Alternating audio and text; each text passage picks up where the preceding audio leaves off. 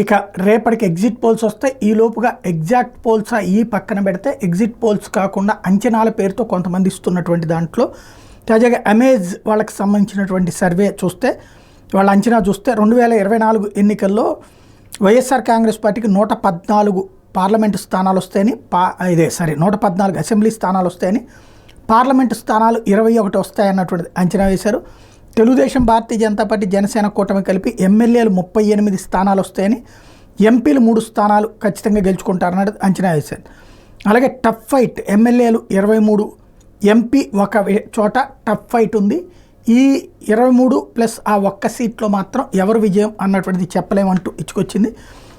ఇది తాజా అంచనా అనమాట. Amaze political solutions. ఎలక్షన్స్ అప్పుడు ఇట్లాంటి అనేక సంస్థలు వస్తూ ఉంటాయి, తమ అభిప్రాయాలు చెప్తూ ఉంటాయి. అందులో సక్సెస్ అయినటువంటి వాళ్ళు తర్వాత కొనసాగుతూ ఉంటారు, ఫెయిల్ అయినటువంటి వాళ్ళు పక్కకి తప్పుకుంటారు. ఏం జరుగుతుందో ఈ సంస్థ సర్వేది చూడాల్సి ఉంది.